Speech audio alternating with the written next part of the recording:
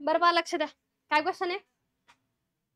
A wire of cross section 4 mm square is stretched by 0.1 mm by a certain weight. How far will be the wire of same material and length but of area 8 mm square stretched under the action of same force. ठीक आहे, म्हणजे दोन wire दिलेलं आपल्याला. ठीक आहे, first wire जी आहे त्या फर्स्ट वायरचा एरिया किती आहे 4 mm स्क्वेअर आहे. ठीक आहे, त्यात ती वायर स्ट्रेच कितीने झाली आहे, डेल्टा एल किती आहे 0.1 mm आहे. ठीक आहे, सेकंड वायर आहे जिचा एरिया किती आहे 8 mm स्क्वेअर. हिचं एक्सटेन्शन विचारलंय काय असेल. ठीक आहे, आणि काय दिलंय फोर्स पण सेम आहे, सेम मटेरियल, याचा अर्थ फोर्स पण सेम, याचा अर्थ एफ कॉन्स्टंट असेल, यंग्स मॉड्युलस पण कॉन्स्टंट असेल. ठीक आहे, या गोष्टी दोन्ही पण काय असणार आहे कॉन्स्टंट असणार आहे. ठीक आहे, तर तुम्हाला डेल्टा एल आणि एरियातलं रिलेशन फाइंड करायचं आहे. आधी काय फाइंड करायचं आहे, डेल्टा एल आणि एरियाचं रिलेशन. त्याआधी यंग्स मॉड्युलसचा फॉर्म्युला काय, एल अपॉन डेल्टा एल. ठीक आहे, तुम्हाला कोणाचं रिलेशन पाहिजे, एरिया आणि डेल्टा एलचं रिलेशन पाहिजे. एरिया तिकडे घ्या, म्हणजे ए इज इक्वल टू काय मिळेल F upon Y L upon delta L. याचा अर्थ ह्या सगळ्या टर्म्स काय आहेत कॉन्स्टंट आहेत, म्हणजे ए आणि याच्याचं रिलेशन काय येतं इनवर्स प्रपोर्शन येतं. काय येतं इनवर्स प्रपोर्शन आहे का, इनवर्स प्रपोर्शन. मग काय लिहू शकता, area A1 upon A2 is equal to काय येईल, A2 अपॉन A1 घ्यायला पाहिजे आपण, जे फाइंड करायचं ते वरती घ्यायचं. ठीक आहे, काय येईल A2 upon A1 is equal to काय येईल delta L2 upon delta L1 bye L2. उलट ना, इनवर्स प्रपोर्शन आहे. डेल्टा L2 फाइंड करायचं आहे ना रे, मग A1 बाय A2 घेऊ. ठीक आहे, काय येईल ते A1 bye A2 is equal to काय येईल delta L2 by delta L1. Inverse proportion आहे, इनवर्स प्रपोर्शन आहे म्हणून काय केलं A1 ची किंवा फर्स्ट टर्म्स ज्या आहेत जी एल काय घेतली आता खाली घेतली, एक्सटेन्शन काय घेतलं खाली, इनवर्स प्रपोर्शन आहे ना. ठीक आहे, काय फाइंड करायचं तुम्हाला, डेल्टा L2 फाइंड करायचं आहे. काय येईल A1 अपॉन A2 इंटू ही डेल्टा L1 इकडे येईल इज इक्वल टू काय येणार आहे डेल्टा L2. हेच तर तुम्हाला फाइंड करायचं. सगळ्या टर्म्स आहेत, सगळ्या टर्म्स MM मध्येच, त्यामुळे काय हे करत बसू नका, कन्वर्ट करत बसू नका. ठीक आहे, A1 ची व्हॅल्यू काय 4 अपॉन A2 ची व्हॅल्यू 8. ठीक आहे, आणि याची व्हॅल्यू काय 0.1 इज इक्वल टू काय येणार आहे डेल्टा L2. याची व्हॅल्यू काय येईल 1/2, 1/2 म्हणजे 0.5. ठीक आहे, 0.1 इंटू 0.5 इज इक्वल टू काय येणार आहे डेल्टा L2. 0.6 येतं का ते 0.05 mm, म्हणजे डेल्टा L2 किती आला 0.05 mm. समजलंय का, मल्टिप्लिकेशन केलं 0.5 आणि 5 चा किती येतो 5 आणि 2 पॉईंट पाहिजेत, 1 आणि 2, 2 पॉईंट पाहिजे म्हणून 1 याचा झाला 0.05. क्लिअर आहे. ठीक आहे, घ्या पुढचा question. A steel ring of radius R. केलाय कोणी, हा केलाय का, पहा इझी आहे क्वेश्चन, इतका हार्ड नाहीये. काय केलाय का, a steel ring of radius R and cross section area A is fitted to a wooden disc. केला का, ही स्टील रिंग होती, त्या स्टील रिंगचा इनिशियल रेडियस काय होता स्मॉलर होता. ठीक आहे, लक्ष द्या रे, इनिशियल रेडियस काय होता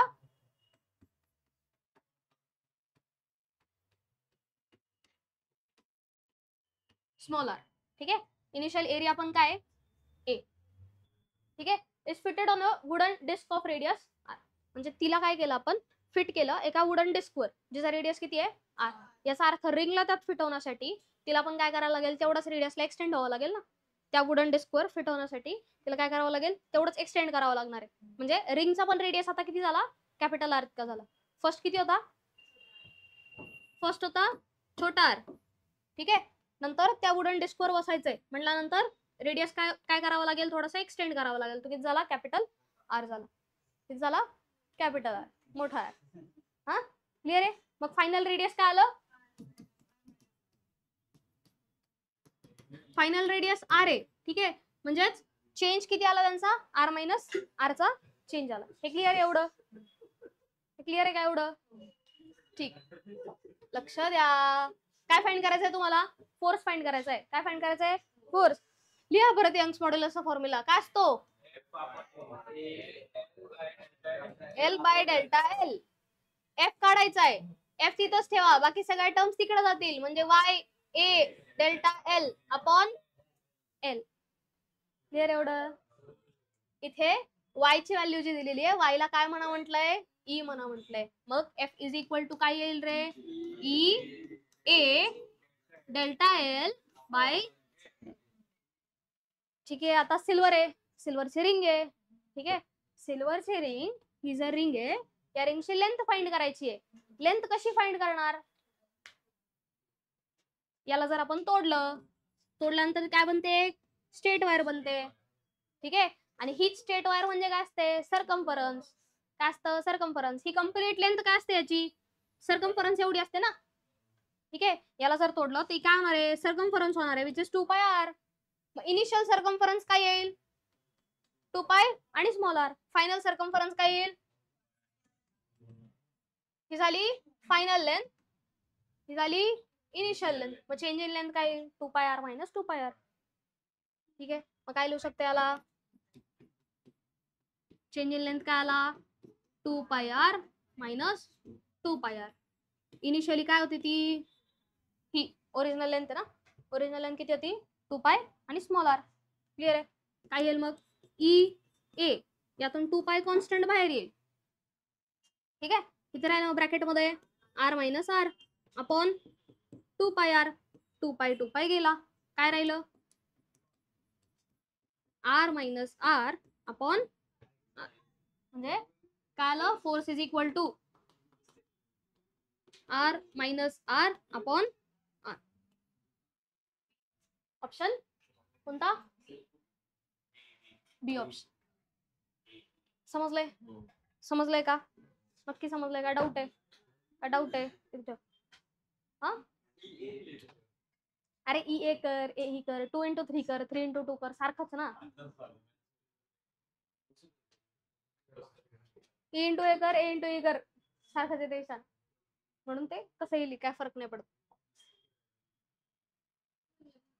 ठीक, पहा क्वेश्चन, पहा क्वेश्चन, पहा सगळे लक्ष द्या, क्वेश्चन पहा. द लेंथ, लक्ष लक्ष लक्ष. The length of an elastic string is a meter when longitudinal tension is 4 Newton. म्हणजे दोन कंडिशन्स दिल्यात यात.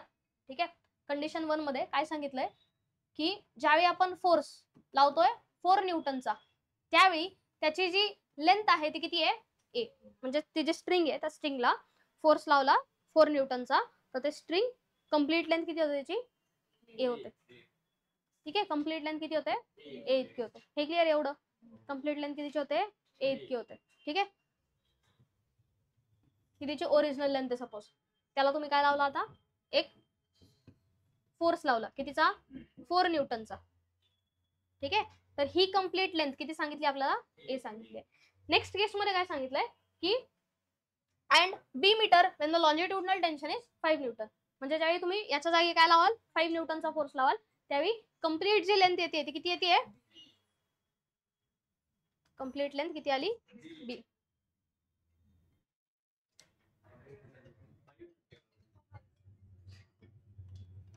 क्लिअर एवढं, क्लिअर आहे का एवढं, एवढं झेपलंय.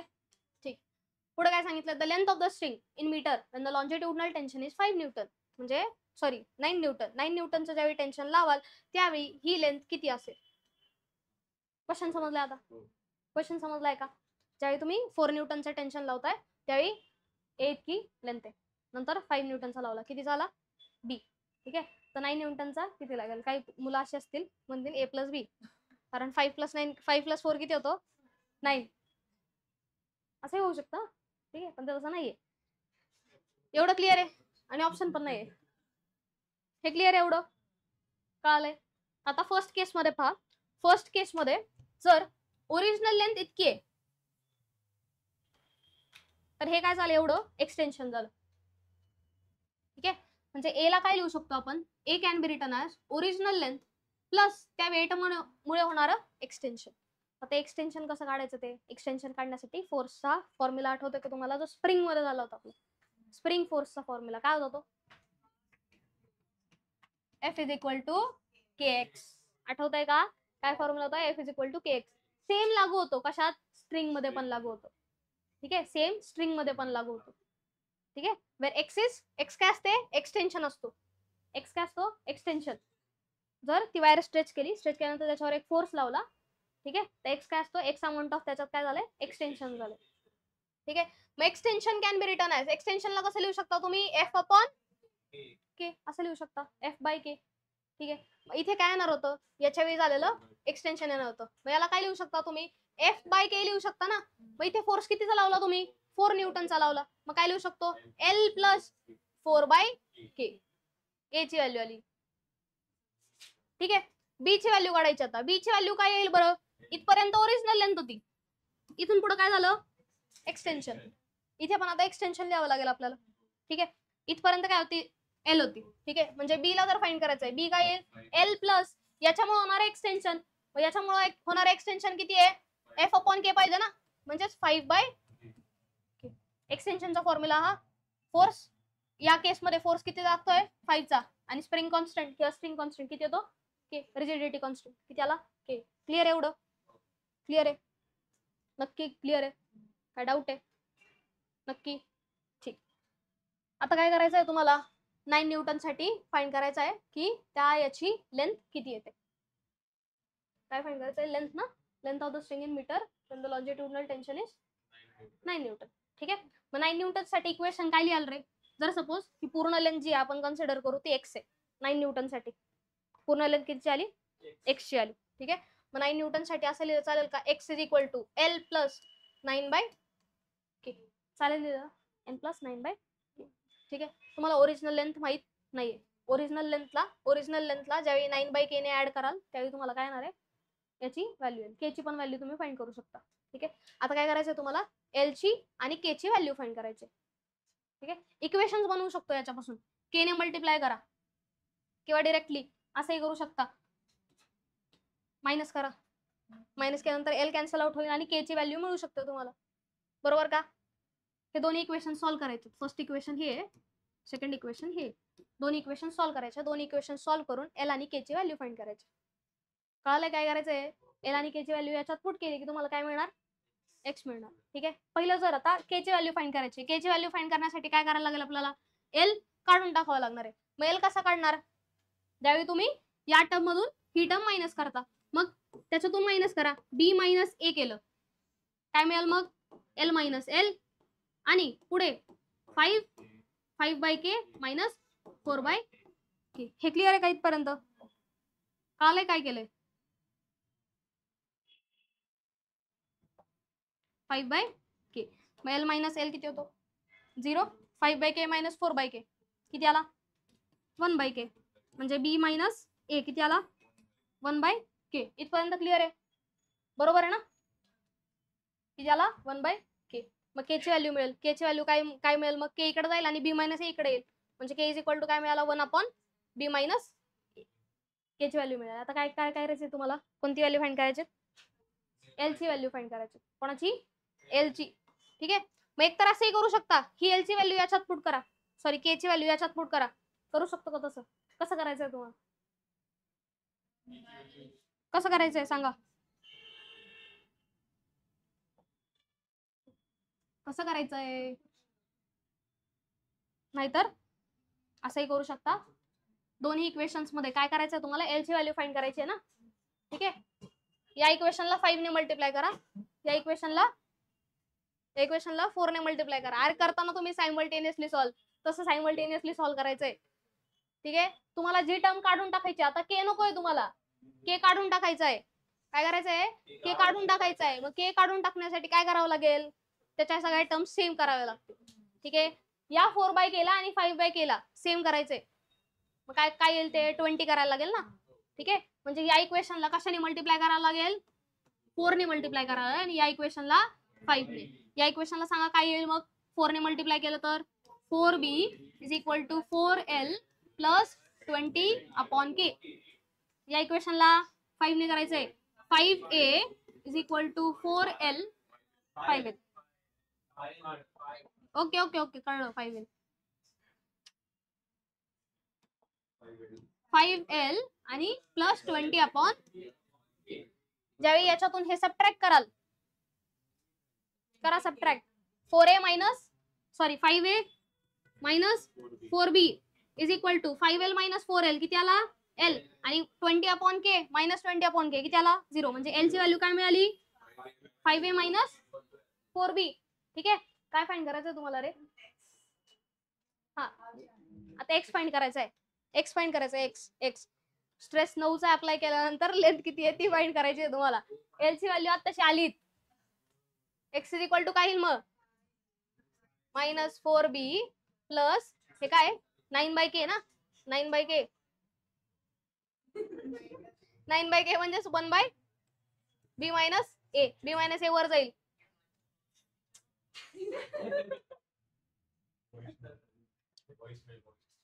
Okay. x is equal to 5a minus 4b आणि हा वरती जाईल म्हणजेच प्लस 9b मायनस 9a. काय होईल आता याच्यातून हे किती राहिलं मायनस 4a आणि याच्यात 5b प्लस 5b म्हणजे 5b मायनस 4a.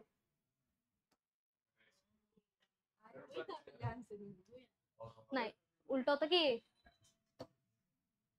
कळलंय काय केलंय? कळलंय नक्की. व्हॅल्यूज काढून त्याचं पुट केलं. समजलंय? नक्की समजलंय? हा कोणी पाठवलं होतं रे क्वेश्चन? आर्यन ना? कोणी पाठवलं होतं? बरं ठीक आहे. एवढं काय नाही तर फक्त काय करायचंय तुम्ही SI जे सगळे आहेत ना युनिट्स ते फक्त CGS मध्ये करायचे. ठीक आहे. बरं फक्त सांगते ते ट्राय करणार तुम्ही. ठीक आहे. पहा the Young's modulus of metal is 2 × 10⁻12 dyne per centimetre square. ठीक आहे.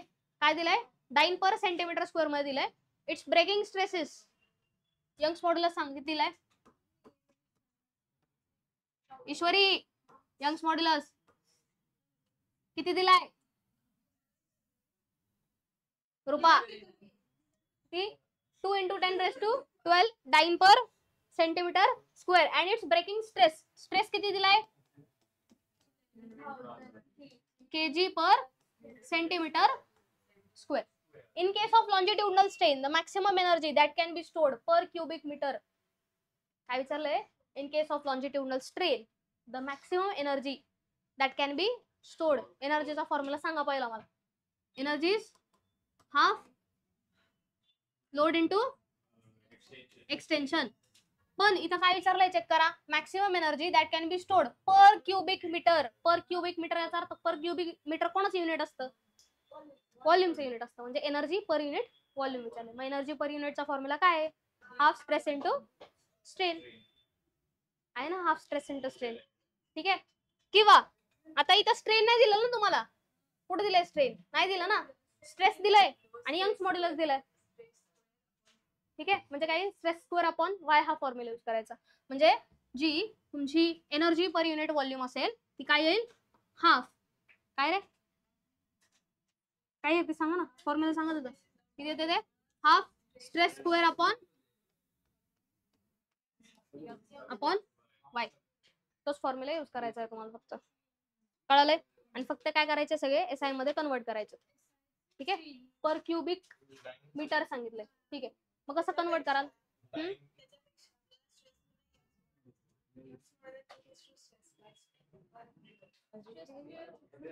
बरं लक्ष द्या 2 मिनिटं. याला आता कन्वर्जन करायचंय. आर्यन कन्वर्जन करायचंय. आर्यन आदेश कन्वर्जन कसं करणार? 1 न्यूटन किती डाइन असतं? 1 न्यूटन इज 10⁵ डाइन. किती असतं? 1 न्यूटन इज 10⁵ डाइन. ठीक आहे. मग 1 डाइनचं न्यूटन मध्ये कन्वर्जन किती होतं? शोधू. शोध शोध. बरं, 1 डाईन, लक्ष द्या लक्ष द्या. 1 न्यूटनचं कन्व्हर्जन डाईन मध्ये असतं 10⁵ डाईन. ठीक आहे, मग 1 डाईन इज इक्वल टू काय येईल, उलट करायचं त्याचं, 10⁻⁻5 न्यूटन. याला न्यूटन मध्ये कन्वर्ट करायचंय म्हटल्यानंतर काय करावं लागेल, 2 × 10⁻12 आहे, त्याला मल्टिप्लाय करायला लागेल -5 ने. खाली काय सेंटीमीटर स्क्वेअर आहे, त्या सेंटीमीटर स्क्वेअरला कशात कन्वर्ट करायचं, याला आपल्याला मीटर स्क्वेअर मध्ये कन्वर्ट करायचं. याला कशात करायचं होतं, न्यूटन मध्ये. ते केलं आपण 10⁻⁻5 ने मल्टिप्लाय करून. सेंटीमीटरचा मीटर स्क्वेअर करायचा आहे म्हणजे 10⁻⁻4 ने मल्टिप्लाय करावं लागेल. ठीक आहे, वरती जाईल, किती होईल ते, 2 × 10⁻12 -4 प्लस होईल, -5 प्लस 4 किती झाले, -1. किती झालं, -1 म्हणजे 10⁻⁻1 ने मल्टिप्लाय करा. -1 प्लस 12 किती झालं, 11. ठीक आहे, म्हणजे यंग्स मॉड्युलस न्यूटन पर मीटर स्क्वेअर मध्ये असा कन्वर्ट केला. कळलं, यंग्स मॉड्युलस कन्वर्ट केला. आता काय कन्वर्ट करायचं तुम्हाला, स्ट्रेस केजी पर सेंटीमीटर स्क्वेअर मध्ये दिलाय. कशात दिलाय, केजी पर सेंटीमीटर स्क्वेअर. त्याला कसं पाहिजे, मीटर स्क्वेअर मध्ये पाहिजे. ठीक आहे, स्ट्रेस किती दिलाय, 11000 केजी पर सेंटीमीटर स्क्वेअर. हे फक्त कशात करायचंय आपल्याला, मीटर स्क्वेअर मध्ये. हे बरोबर एसआय मध्ये, खालचं फक्त काय करायचंय, मीटर स्क्वेअर मध्ये करायचंय. काय करावं लागतं मग, केजी तसाच आणि सेंटीमीटर स्क्वेअरचं काय करायचंय, मीटर स्क्वेअर. मग सेंटीमीटरचा मीटर स्क्वेअर काय होईल, 10⁻⁻, काय होईल, 10⁻⁻4. -4 वर जाईल आणि काय होईल, +4. मग याला कसं लिहू शकता, 1 1, हे जे 3 0 आहेत ते 3 0 3 मध्ये टाका आणि हा -4 वर जाऊन +4 होईल. म्हणजे 3 + 4 किती झाला, 7. म्हणजे 11 × 10⁻7 झाला. म्हणजे स्ट्रेस आला हा. आता यंग्स मॉड्युलस आहे, स्ट्रेस आहे, ते याच्यात पुट करायचा. काय मिळेल, एनर्जी पर युनिट व्हॉल्यूम. काय मिळेल, energy per unit volume. Formula लक्षात आहे, आहे लक्षात नक्की. दोन्ही व्हॅल्यूज फक्त इथून उचलून याच्यात टाकायच्या.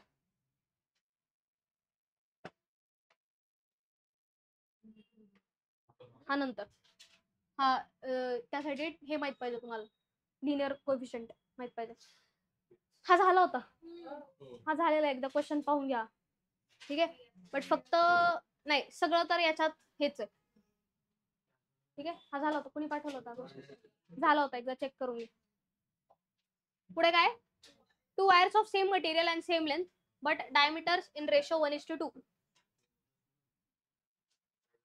लक्ष द्या, काय, 2 wires of same material, Young's modulus same असणार, म्हणजे सेम मटेरियल आहे, Young's modulus same, and same length, length पण कशी आहे, सेम आहे. But diameters are in ratio 1:2. डायमीटर्सचा रेशो काय, 1:2. मग रेडियसचा पण रेशो काय येईल, तोच येणार, 1:2. हो, कसं काय, डायमीटर्स d1/d2 आहे सपोज, किती आला तो, हाफ. मग डायमीटरला इथं पण हाफने डिवाइड करणार, इथं पण 2 ने डिवाइड करणार. ठीक आहे, येऊन येऊन काय येतो, रेशो तोच येतो, हाफच येतो. कळलंय का, डायमीटर जर सपोज कन्सिडर करा, पहिले जे डायमीटर आहे तुमच्याकडे 4 आहे आणि डायमीटर सेकंड आहे 8. ठीक आहे, मग याचा रेडियस काय आला, 2. याचा रेडियस काय आला, 4. याचा रेशो घ्या बरं, 4/8 किती आला, 1/2. याचा बी रेशो घ्या, काय येतो, 1:2. म्हणजे डायमीटरचा आणि रेडियसचा रेशो काय येणार आहे, सेमच येणार. ठीक आहे, क्लिअर एवढं, ठीक. कशाला पाहिजे, ठीक आहे. मग रेडियसचा रेशो काय लिहाल, रेडियसचा रेशो R1/R2 काय येणार आहे, हाफ. ठीक आहे, are stretch by the same force the potential energy per unit volume. Potential energy per unit volume find करायची आहे of 2 wires will be in the ratio. Potential energy per unit volume सांगा बरं, potential energy per unit व्हॉल्यूमचे फॉर्म्युले, half stress square upon Young's modulus. पुढचा काय, half Young's modulus into strain square, Young's modulus into strain square. आणि काय अजून, half half, हा बरोबर, हाफ स्ट्रेस इंटू स्ट्रेन, बरोबर. असे 3 फॉर्म्युले आहेत पर युनिट व्हॉल्यूमचे बरं का. पोटेन्शियल एनर्जी पर युनिट व्हॉल्यूमचे 3 फॉर्म्युले आहेत. क्लिअर आहे, तर तुम्हाला आता काय दिलंय, फक्त रेडियसचा रेशो दिलाय, बाकी काय दिलंय का, नाही दिलेलं. मग काय करणार, same material, Young's modulus same, force same आहे, लेंथ पण सेम आहे.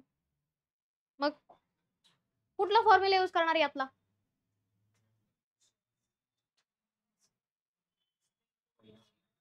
डेल्टा एल दिलाय का? म्हणजे स्ट्रेसचा नाही यूज, स्ट्रेनचा नाही यूज करू शकणार कारण डेल्टा एल नाही तुमच्याकडे. बरं करून बघायचा, बघा बरं का.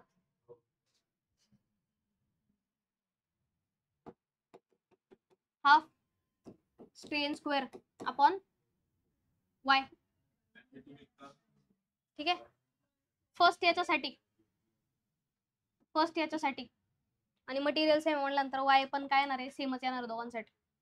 ठीक आहे. सेकंड मटेरियल साठी हाफ स्ट्रेसचा स्क्वेअर अपॉन वाय.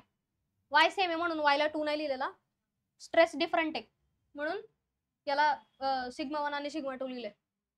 ठीक आहे. मग याच्यात आणि सिग्मा मध्ये काय रिलेशन आहे बघा बरं. बाकी सगळ्या टर्म्स कॉन्स्टंट आहे ना, म्हटल्यानंतर असं लिहिलं चालेल ना, चालेल ना, चालेल. मग v1 upon v2 is equal to सिग्माची व्हॅल्यू काय असते,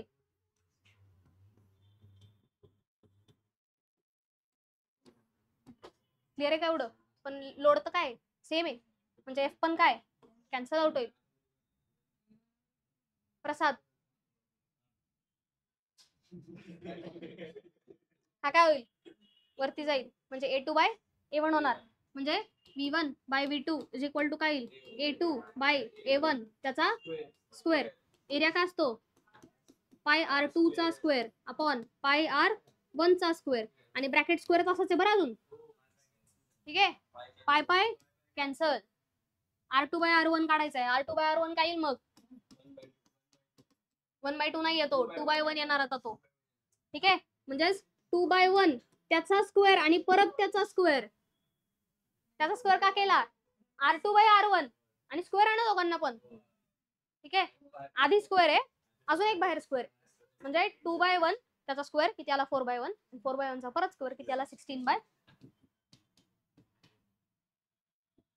ऑप्शन ई.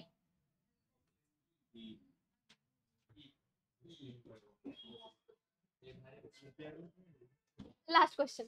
हा पण क्वेश्चन झालाय, बट याच्यात एक गोष्ट सांगायची आहे, ते म्हणजे काय, 100 ATM ऍटमॉस्फिअर कन्वर्जन काय असतं एटीएमचं, पास्कल मध्ये काय करायचं, 10⁵ ने मल्टिप्लाय करायचं. ठीक आहे. प्रेशर जर तुम्हाला एटीएम मध्ये दिलं असेल, ऍटमॉस्फिअर मध्ये दिलं असेल, काय करणार, 10⁵ ने मल्टिप्लाय करा, ते पास्कल मध्ये कन्वर्ट होईल. कशात जाईल, पास्कल मध्ये कन्वर्ट होईल. ठीक आहे. कराल हा, कराल का, एकदा ट्राय करा परत. क्वेश्चन 10 आहे. एकदा चेक करून घ्या,